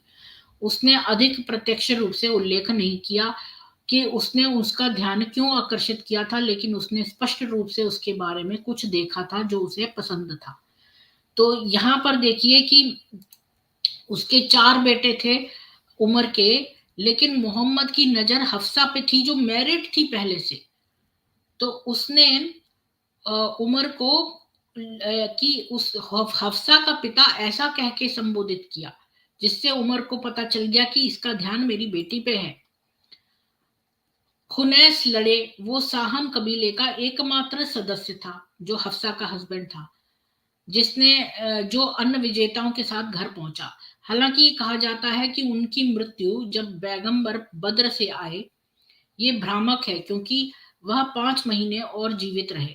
वह मोहम्मद की घोषणा को सुनने के लिए जीवित रहे कि जब रमजान का उपवास टूट जाएगा तो एक नया त्योहार होगा, पहली ईद उल फितर, मस्जिद में एक नई प्रार्थना, नई नमाज अनुष्ठान के साथ, और किसी के धन के 1/40 के एक अनिवार्य दान कर के साथ। शायद यह एक उत्सव की तुलना में उपवास टू ब्रेक उपवास कम था सैन्य जीत का। अगले महीने मुसलमानों ने मदीना के एक यहूदी जनजाति कैनुका को घेर लिया और उन्हें वहां से निकाल दिया, शहर से निकाल दिया। मोहम्मद की आक्रामक नीतियों की आलोचना करने वाले 3 लोगों की हत्या कर दी गई थी। यानी कोई भी मोहम्मद के खिलाफ जरा सा भी आवाज उठाता था तो मोहम्मद उसको मरवा देता था। हर कोई हत्यारों की पहचान जानता था और उनमें से किसी को भी दंडित नहीं किया गया था। यह अचानक स्पष्ट हो गया था कि इस्लाम शक्तिशाली था और मक्का से बदला लेने की उम्मीद की जा सकती थी। क्योंकि बदर की लड़ाई में जो है ना वो मोहम्मद की जीत हुई थी। इनमें से कितने खुनैज ने हिस्सा लिया इसकी कोई जानकारी नहीं है। उन्हें आधिकारिक तौर पर शहीद के रूप में मान्यता नहीं मिली थी, इसलिए उन्होंने इस्लाम के लिए सक्रिय रूप से अपना जीवन बलिदान नहीं किया। शायद उन्होंने 5 महीने धीरे धीरे युद्ध में चोटों से मरते हुए बिताए, इसलिए बद्र की लड़ाई के साथ उनकी मृत्यु का जुड़ाव है। या शायद वो ठीक था, बाद में उसके साथ कोई दुर्घटना या बीमारी हुई। यह सब दर्ज है 25 अगस्त 624 को, या उसके तुरंत बाद मदीना में उनकी मृत्यु हो गई। यानी हफ्सा के हस्बैंड की डेथ हो गई क्योंकि युद्ध में उसको इतनी चोटें आ गई थी कि वो मर गया। 5 महीने लग गए उसको मरने में। अब दूसरी शादी जनवरी के 625 में। खुनैस के मरने के 1-2 दिन बाद ही मोहम्मद ने अबू बकर को बताया कि वो उपलब्ध है, हफ्सा से शादी करना चाहता है। ये देखो जरा, इन लोगों में कोई सेंस नहीं है। मतलब बेचारी हफ्सा का हस्बैंड मर गया, उसके 2 दिन बाद ही मोहम्मद अबू बकर को जाके बोल रहा है मैं हफ्सा से शादी करना चाहता हूँ। वो हफ्सा जो कि उमर की बेटी है। तो उसकी प्रतीक्षा अवधि कम से कम 31 दिसंबर 624 तक होनी चाहिए थी। ठीक है, क्योंकि ये मतलब ये तुरंत ही तो मरा था, तो 2 ही दिन बीते थे। लेकिन उमर जो इस बात से अनजान था मोहम्मद के इरादे से, उसकी अगली शादी की योजना बनाने से पहले इतना लंबा इंतजार नहीं किया। उनका अपनी बेटी को कालो कुंवारे लोगों को देने का इरादा नहीं था, जो उसके माध्यम से अपने करियर को आगे बढ़ाने की उम्मीद कर सकती थी।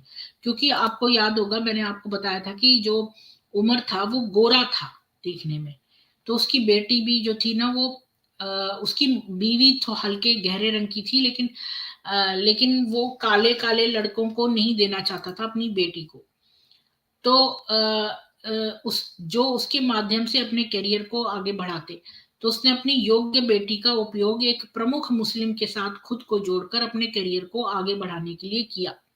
सबसे पहले भविष्य के खलीफा उथमान से संपर्क किया और उन्हें अपना दामाद बनाने के लिए आमंत्रित किया, क्योंकि उमर को नहीं पता था कि मोहम्मद उसकी बेटी से शादी करना चाहता है। मोहम्मद ने अपनी ये जो सीक्रेट है वो अबू बकर को बताया था, उमर को नहीं पता। तो उमर पहुंच गया, उथमन जो खलीफा है उसको दामाद बनाने के लिए आमंत्रित किया। उस्मान जो उस समय लगभग 45 वर्ष का था, मोहम्मद की बेटी रुकैया का दुखी विधुर था, क्योंकि मोहम्मद की जो बेटी थी रुकैया वो मर गई थी, तो वो बेचारा विडोअर था और 45 का था।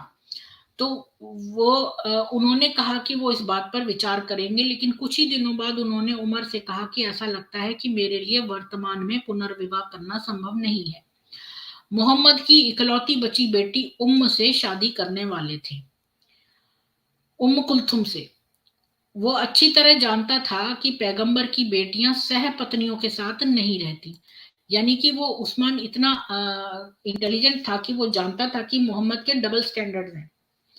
मोहम्मद नहीं चाहता था कि उसकी बेटी के हस्बैंड जो है वो कई कई शादियां करें। वो चाहता था वो तो खुद कर ले शादी, लेकिन जो बेटी के हस्बैंड है वो उसकी बेटियों के साथ सौतने ना लाए। मतलब इस तरह का डबल स्टैंडर्ड रखता था। तो उसको मालूम था कि जो कि वो सोच रहा था कि रुकैया की मौत हो गई है। उस्मान सोच रहा था, वो 45 का था, तो रुकैया मर गई थी, तो उसने सोचा अब रुकैया की जगह मैं उम्म कुलथुम से शादी कर लूं। और इधर उमर पहुंच गया हफ्सा से करने, तो उन्होंने उसको मना कर दिया। उमर ने फिर अबू बकर को हफ्सा पेश करी। अबू बकर 51 साल के थे और उनकी पहले से ही 2 पत्नियां थी। एक उनकी अपनी उम्र के, अब देखो ना मुसलमान लोग इतने थोड़े थे कि अब अपनी बेटियों का रिश्ता कैसे करेंगे, उन्हीं बड़े बड़े बुजुर्ग लोगों से करना पड़ रहा है। तो उमर ने जो है, अबू बकर 51 साल के थे और उनकी पहले से ही 2 पत्नियां थी। एक उनकी अपनी उम्र के करीब, दूसरी हफ्सा से भी छोटी। इसलिए हफ्सा को शायद ये सुनकर राहत मिली कि अबू बकर ने कोई सीधा जवाब नहीं दिया। उमर अपने दोस्त की चुप्पी से आहत हुआ, और क्योंकि उमर का दोस्त हो गया था ये अबू बकर, और मोहम्मद से शिकायत करने गया कि कोई भी उसकी बेटी को नहीं चाहता। मोहम्मद ने उमर को शब्दों से शांत किया। उथमन हफ्सा से बेहतर महिला से शादी करेगा और हफ्सा उस्मान से बेहतर आदमी से शादी करेगी। उमर शांत हो गया। उसने इस तरह से इन दोनों को बहला फुसला दिया। उमर शांत हो गया और इस संकेत को स्वीकार कर लिया कि हफ्सा के लिए एक बहुत अच्छा भविष्य था। उसने अपने परिवार को बताया तो हफ्सा दो बातें जानती थी। उसे पैगंबर की पत्नी बनना था और उसके प्रेमी ने बड़ी बेशर्मी से उसे अपनी बेटी की तरह अच्छी औरत नहीं बताया था। जब उमर अगली बार अबू बकर से मिला तो अबू बकर ने स्वीकार किया कि उमर हफ्सा को मना करने पर नाराज हो गया होगा और कबूल किया कि वह यह सब जानता था कि हफ्सा पैगंबर से शादी करेगी। मैं मैसेंजर के रहस्य को धोखा नहीं देना चाहता था, लेकिन अगर अल्लाह के रसूल ने अपना इरादा बदल लिया होता तो मैं निश्चित रूप से उसे स्वीकार कर लेता। जैसे ही हफ्सा की प्रतीक्षा अवधि आधिकारिक रूप से समाप्त हुई, मोहम्मद ने एक औपचारिक प्रस्ताव रखा और उमर ने सहमति दे दी।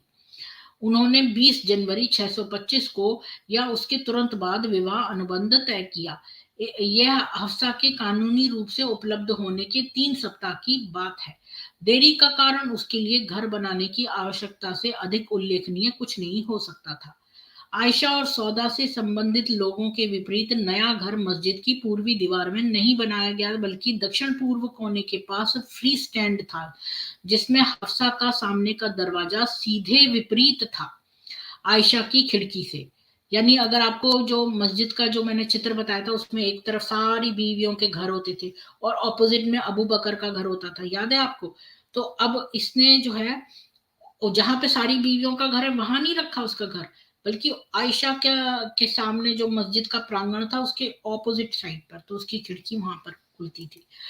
तो अब आते हैं अगला टॉपिक, हफ्सा और मोहम्मद। हफ्सा और मोहम्मद को की शादी को, अच्छा हाँ, अभी अभी रुको। मोहम्मद ने हफ्सा को 400 दिरहम यानी कि 4000 पाउंड के करीब दिया। वो 33 का था और वो 19 की थी। जबकि आयशा की 9 की तुलना में शादी के लिए 19 अधिक प्रथागत उम्र थी। फिर भी ये माना जा सकता है कि क्वीन कैजेनेरियन दूल्हे के पास सौदेबाजी का बेहतर पक्ष।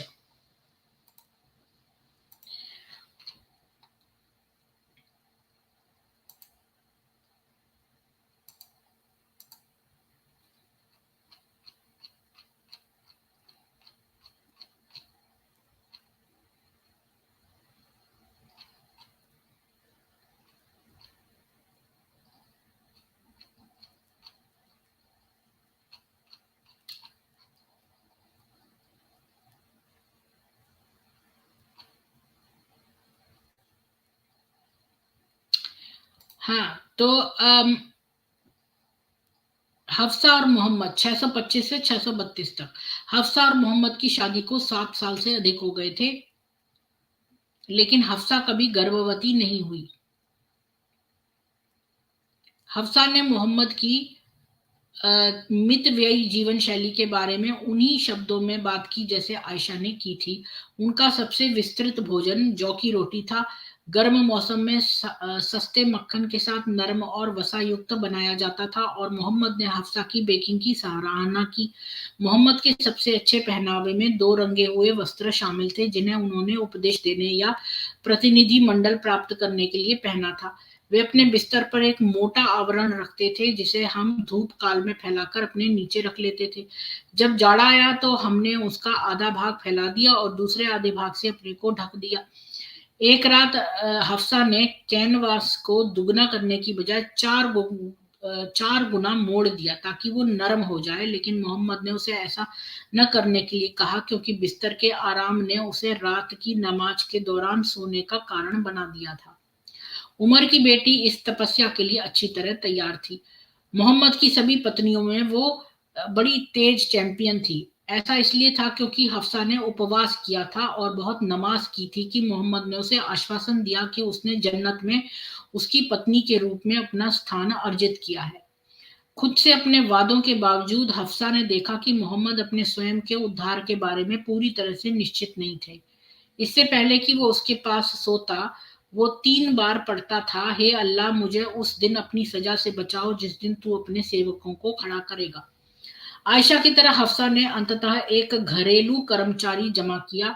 उसकी एक दासी थी जिसका नाम सदिसा था, जो मदीना की कॉमरेड थी और जिसे उसने बाद में मुक्त कर दिया था वो, और एक स्वतंत्र महिला जिसका नाम खुलाइसा था। तो हफ्सा की दो नौकरानियां, एक सदिसा और एक खुलाइसा, की या मरणोपरांत उसकी सेवाएं प्राप्त की। इन दोनों नौकरों से भी आवश्यकता अनुसार मोहम्मद की प्रतीक्षा करने की अपेक्षा की गई थी। शादी ने हफ्सा को अपने परिवार से ज्यादा अलग नहीं होने दिया। यह हड़ताली है कि कैसे उमर और उनके बेटे अब्दुल्ला ने किसी भी समय खुद को अपने घर चलाने की अनुमति दी।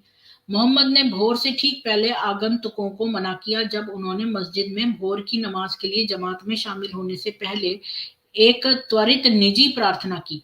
इस तथ्य से कि उन्हें ऐसे असामाजिक समय में आगंतुकों को मना करने की आवश्यकता थी, ये बताता है कि लोगों ने वास्तव में उन्हें फोन किया था। अन्य अच्छा, अभी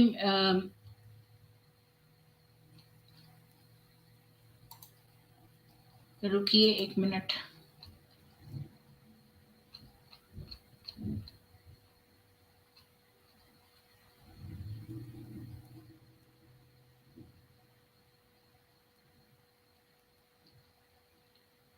अपने प्रोमिसेस के खिलाफ भी हफ्सा ने नोटिस किया कि कि मोहम्मद को अपने ही सैल्वेशन पर ज्यादा विश्वास नहीं है, और वो 3 बार पढ़ता था, अरे अल्लाह मुझे ये सब कर दो।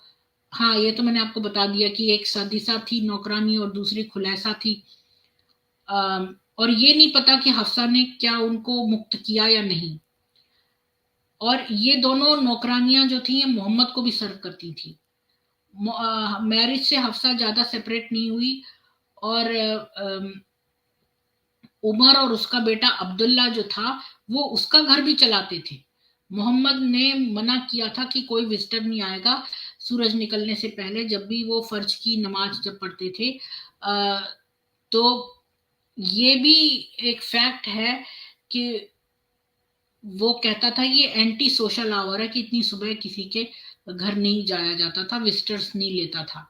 अब्दुल्ला जो था वो हमेशा हफ्सा के घर में रहता था और उसको अपने सपने बताता रहता था, या फिर वो मोहम्मद से बिजनेस एथिक्स पूछता रहता था, क्योंकि वो एक ऊंट का डीलर था मोहम्मद, रह चुका था मतलब। तो एक बार वो अंदर गया जबकि हफ्सा के बालों से पानी गिर रहा था, क्योंकि वो नहाने के बाद उसने अपने बाल जो है वो सुखाए नहीं थे। एक बार वो उसके छत पर मिलने गया पेशाब करने, तो वहां पर उसकी मुलाकात अचानक से मोहम्मद से हो गई, जो खुद ही पेशाब करने गया था ऊपर। तो हफ्सा के पास दूसरे विजिटर्स भी आते थे, उसके पास उसके फॉस्टर अंकल भी आते थे, जो जिससे वो बिना हिजाब की मिलती थी, जिससे कि आयशा बड़ी चकित हुई, जब तक कि उसने ये नहीं रियलाइज किया ये आदमी कौन है। मोहम्मद ने कंफर्म किया कि हाँ हाँ, फॉस्टर रिलेटिव जो है वो एग्जैक्टली एक ब्लड रिलेटिव की तरह ही होता है। उमर एक बार अंदर आया तो उसने देखा हफ्सा के पास कंपनी है। तो हफ्सा ने उसको कहा कि उसकी नई फ्रेंड है अस्मा बिन्त उमेस, जो कि एक मुस्लिम है, जो कि 12 साल अबिसीनिया में रहती थी, और वो अभी ही अरेबिया से आई है।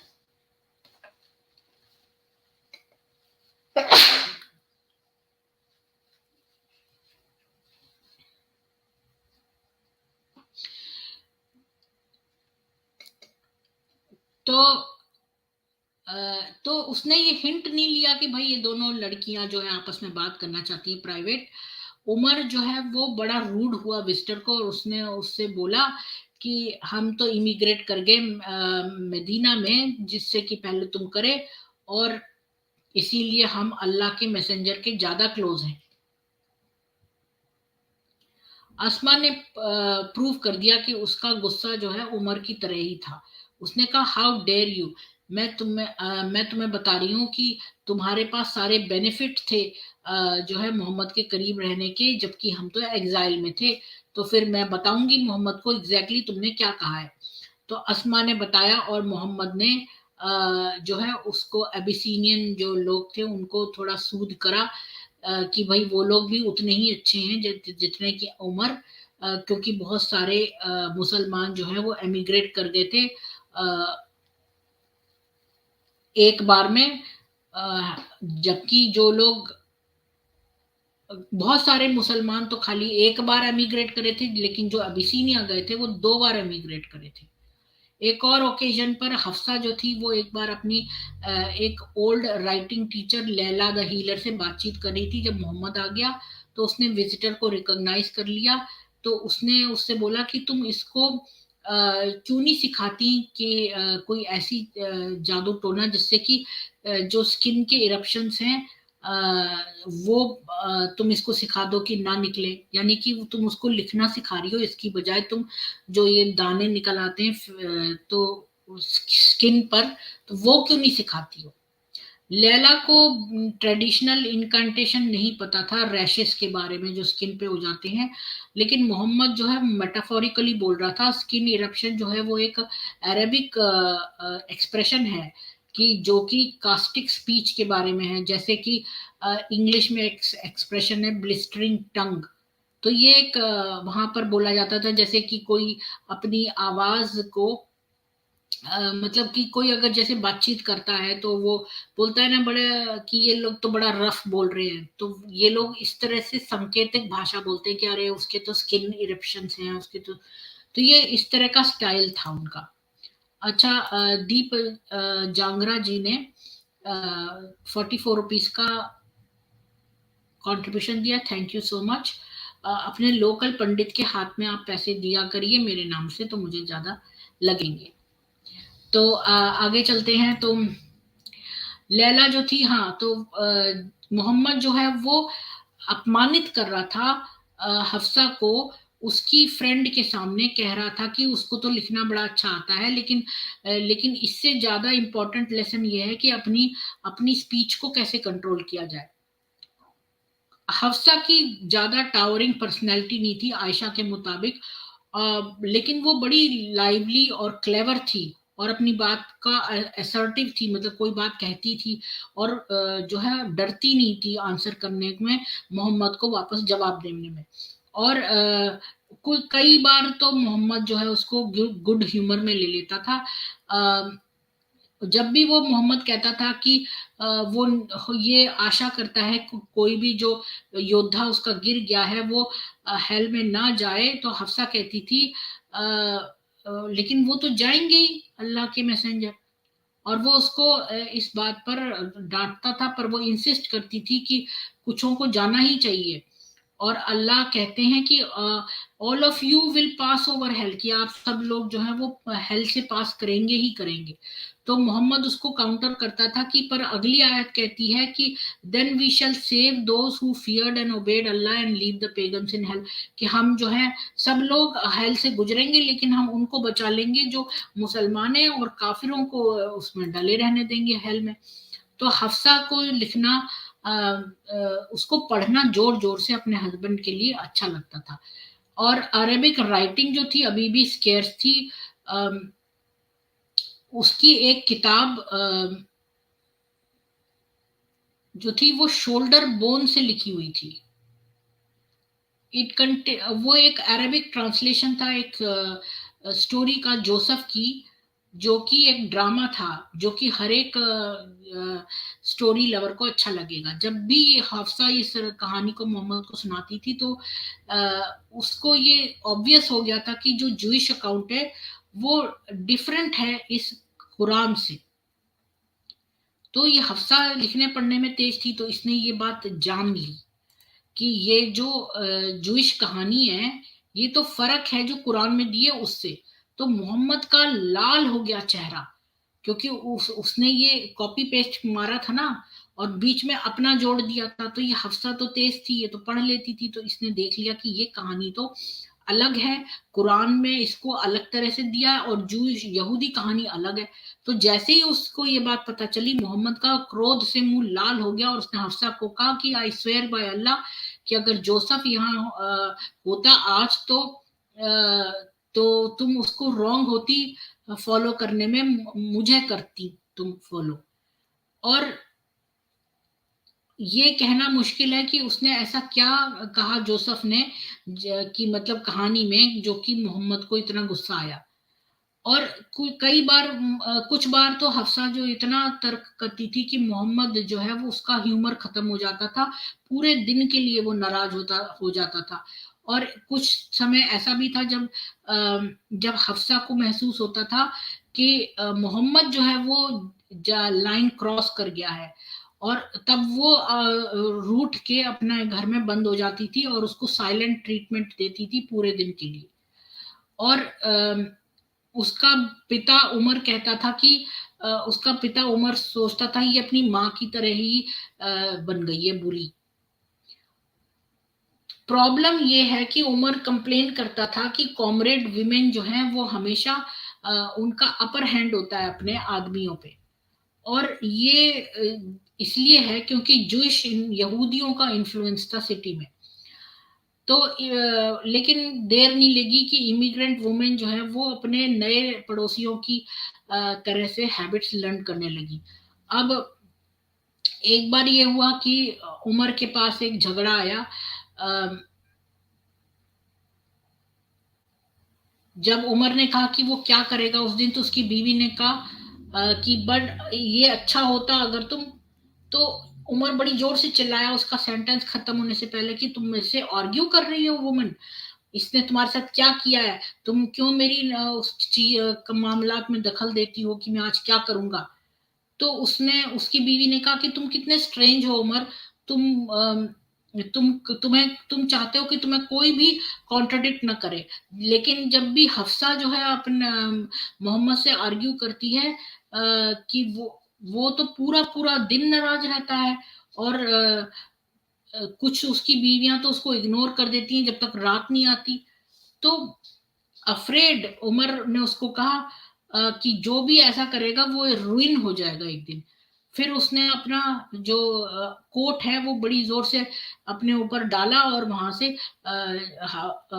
हफ्सा के घर डराता हुआ निकल गया। फिर उसने अपनी बेटी को बुलाया कि डॉटर, उसने जोर से बोला, हफ्सा तुम क्या क्या जो हम मोहम्मद के साथ आर्ग्यू करती हो कि वो पूरा पूरा दिन नाराज रहता है। तो हफ्सा बोली हाँ हाँ, मैं बिल्कुल करती हूँ। तो इससे उमर को एकदम से गुस्सा आया और उसने कहा कि मैं तुम्हें वार्न कर रहा हूं कि अल्लाह तुमको पनिश करेगा अगर तुम मैसेंजर को एंग्री करोगी। और तुम अपनी नेबर यानी आयशा की तरह से मत बनो जो कि अपनी ब्यूटी के ऊपर बड़ी टिकी हुई है कि जो नबी हैं उसको बड़ा प्यार करते हैं। प्रॉफिट जो है वो तुमको प्यार नहीं करता है, वो तो तुमको इसलिए रखे हैं क्योंकि वो मेरे मेरे पर एक फेवर करने के लिए ही रखे हैं तुम्हें। तो तुम जो है उससे को ये नहीं कर सकती हो, आर्ग्यू नहीं कर सकती हो, ना उसको डिसोबे कर सकती हो, और ना ही साइलेंट ट्रीटमेंट दे सकती हो। अगर तुम्हें पैसे की जरूरत है तो मुझसे मांगो, उससे नहीं, नहीं तो तुम रुइन हो जाओगी।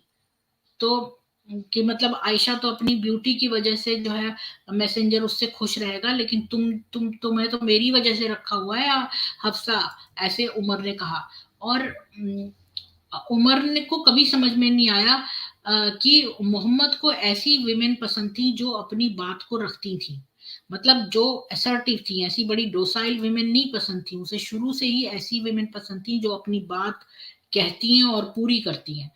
तो शायद उसको खदीजा के बारे में भूल गया था कि और उसने ये भी क्लेम किया कि भाई मोहम्मद जो है उसके अंदर कोई प्यार नहीं था हफ्सा के लिए।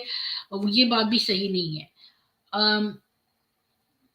उमर जो है उसको समझ में नहीं आता था कि कोई हस्बैंड जो है वो हफ्सा जैसी बीवी के साथ कैसे प्यार कर सकता है। लेकिन बहुत सारी ऐसी चीजें थी विमेन के बारे में जो उमर नहीं समझता था।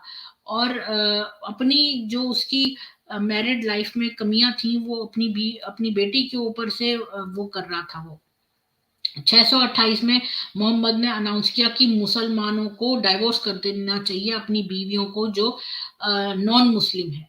तो उमर ने मुलैका और कुरैबा को डाइवोर्स कर दिया और एक कॉमरेड जमीला नाम की युवती को रख लिया। और उसने उसको भी एक साल बाद जो है डाइवोर्स कर दिया। इसके बाद उसने यमनी रखेल को रख लिया जिसका नाम लुहाया था। और एक औरत ने उससे एक महिला ने उससे शादी करने से मना कर दिया, क्योंकि वो हमेशा क्योंकि वो बहुत कंजूस था और हमेशा जो है वो उसके मुंह चढ़ा रहता था। लेकिन उमर शादियां करता गया और 20 इयर्स में उसकी बीवियों ने उसको 5 और बेटे और 3 और बेटियां दी। हफ्सा जो थी वो मॉडेस्टली प्रिटी थी, मतलब वो एवरेज थी और बड़ी जो है वो थी, आर्गुमेंटेटिव थी, मतलब तर्कशील थी। लेकिन मोहम्मद जो है उससे बड़ा लगाव था उसको, मोहम्मद को उससे। और उसको 8 और लड़कियां जिससे कि मोहम्मद ने शादी करी थी, उनसे उसका लगाव खत्म हो गया था, जो कि फिजिकली ज्यादा अट्रैक्टिव थी हफ्सा से। लेकिन हफ्सा चूंकि धड़ाधड़ बोलती थी, इसलिए हफ्सा से उसको ज्यादा प्यार था। और 8 लड़कियां जो हफ्सा से कम सुंदर थी, मतलब सॉरी, ज्यादा सुंदर थी, उनसे नहीं था।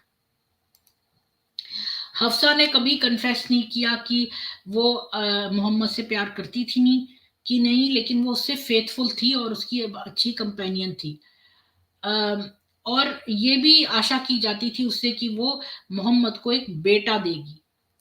और लेकिन वो सौतनों से भी जेलस हो सकती थी, लेकिन उसके एक्शंस को के लिए किस चीज ने उसको मोटिवेट किया? क्या वो एक बहुत गहरा प्यार करती थी मोहम्मद से, या वो बड़ी ड्यूटी थी उसकी इस्लाम के प्रति, या अपने आदिय कबीले के प्रति, या उसकी अपनी पर्सनल डिग्निटी? लेकिन हफ्सा ने कभी अपने अंदरूनी मोटिव्स के बारे में नहीं बताया, जबकि वो एक बहुत ही फ्रैंक और बड़ी बोल्ड वुमन थी। आज के लिए हम इतना ही का बात करेंगे यहाँ। और हफ्सा की अपनी साथी बीवियों से कैसे रिलेशनशिप थी, ये हम नेक्स्ट टाइम देखेंगे।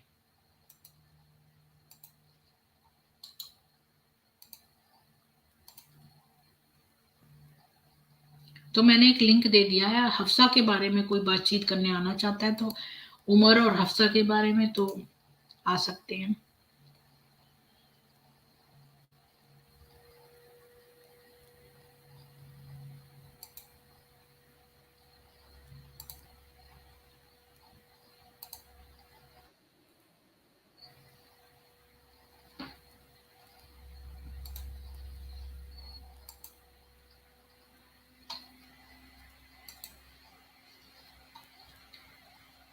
तो आप लोग आ सकते हैं।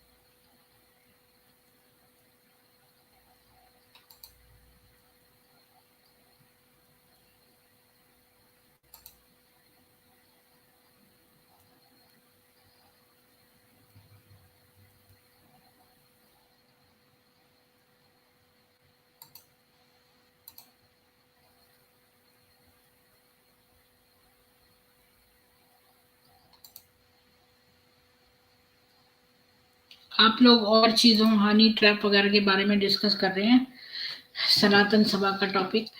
तो आज हमने हफ्सा के बारे में बहुत अच्छा देख लिया, और लगता नहीं है कि कोई आना चाहता है इसके बारे में बातचीत करने। तो मैं ये स्ट्रीम क्लोज करती हूँ, और फिर हम कल जो है हफ्सा की कहानी को आगे कंटिन्यू करेंगे। जय हिंदू राष्ट्र।